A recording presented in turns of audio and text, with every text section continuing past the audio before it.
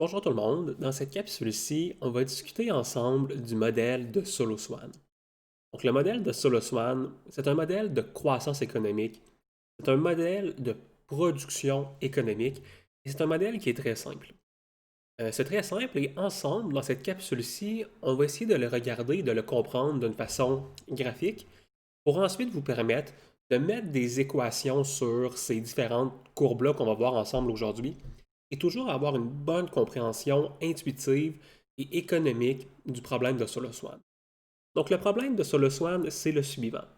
On essaie de déterminer quelle devrait être la production économique d'un pays. Donc quelle devrait être la production économique Y d'un pays, ou ici d'un individu.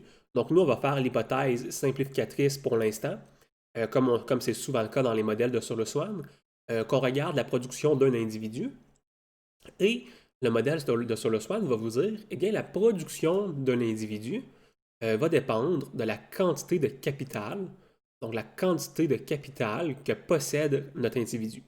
Donc, un individu qui a beaucoup de capital, beaucoup de machinerie, devrait être capable de produire beaucoup de biens et services.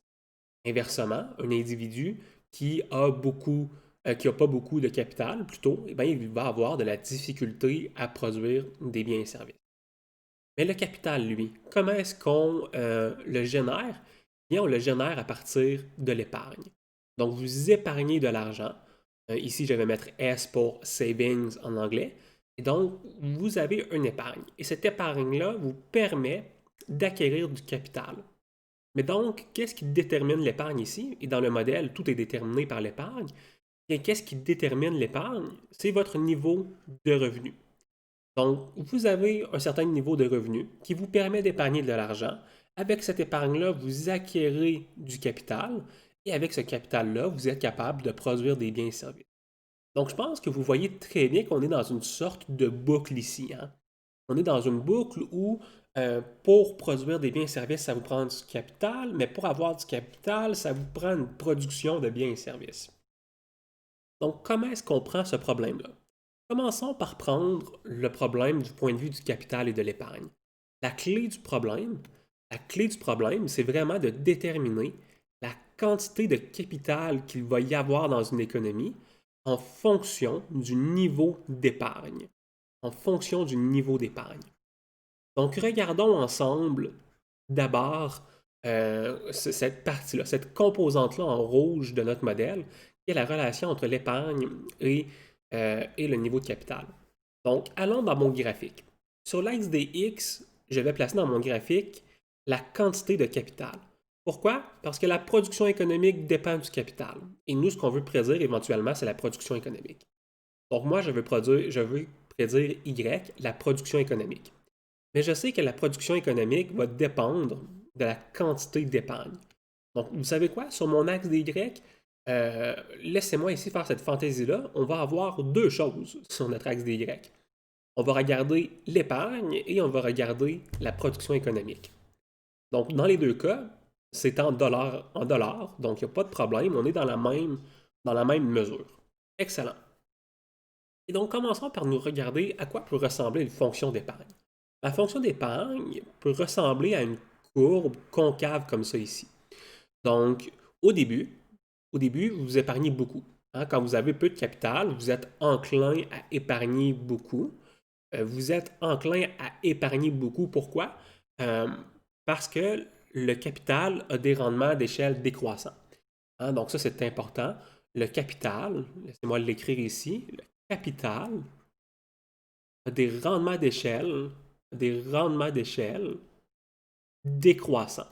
Et qu'est-ce que ça implique pour vous en tant que producteur économique? Eh bien, ça l'implique que les premières unités de capital sont très productives. Hein, imaginez-vous ici un fermier qui achète son premier tracteur. Eh bien, waouh, c'est incroyable comment la productivité de ce fermier-là va augmenter.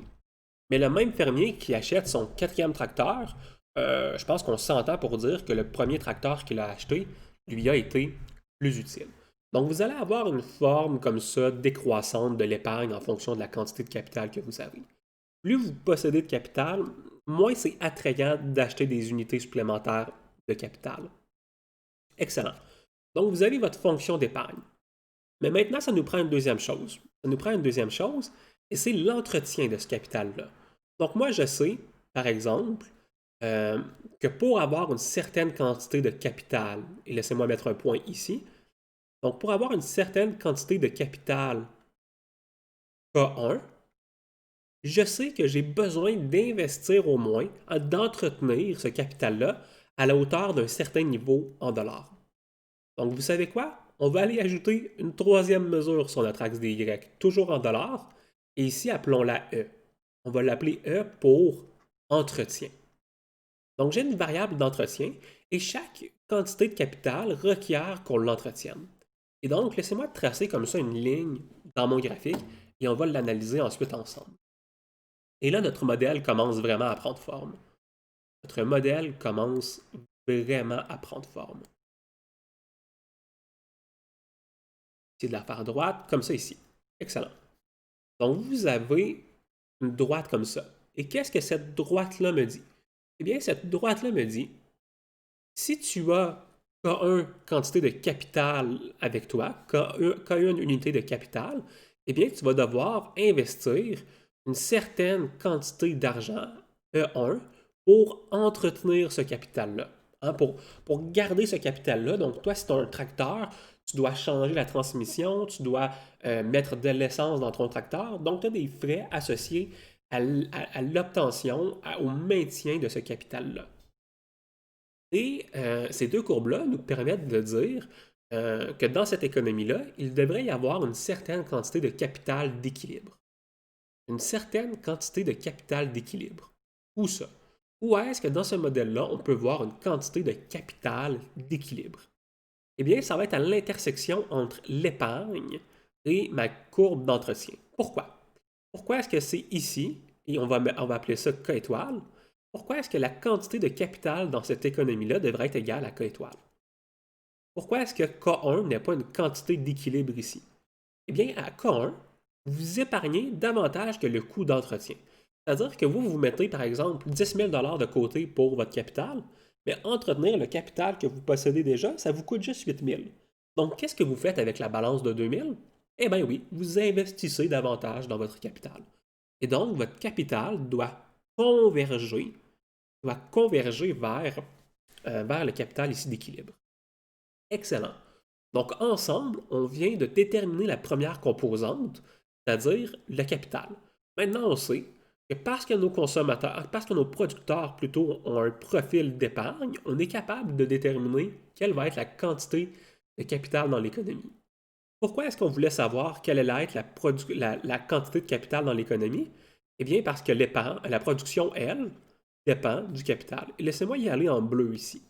Laissez-moi y aller en bleu. Donc, Y, la production, va dépendre du capital que vous possédez. Et ici, ça va toujours être un petit peu une courbe de production sous la forme Cobb-Douglas. Allons-y en bleu. Donc, à cause de la productivité décroissante du capital.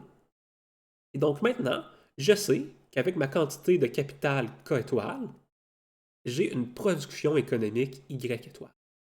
Excellent. On vient de trouver ensemble, pour cette économie-là, le PIB d'équilibre, le potentiel économique de cette économie-là, Y ici étoile. Excellent. Et dans une prochaine capsule, on va vouloir faire ensemble une dernière chose. Une dernière chose pourrait nous intéresser, ça va être le sujet de la prochaine capsule. La prochaine capsule. Maintenant que j'ai trouvé la quantité de capital d'équilibre et la production économique d'équilibre, on pourrait se poser la question, est-ce que c'est est-ce que c'est l'idée, est-ce que c'est la production qui va maximiser mon bien-être? Donc, dans la prochaine capsule, à partir du modèle de Solo-Swan, on va étudier ensemble ce qu'on appelle en économie, en fait dans le modèle de Solo-Swan, à tout le moins, la règle d'or. Donc, on va voir ça ensemble dans une prochaine capsule.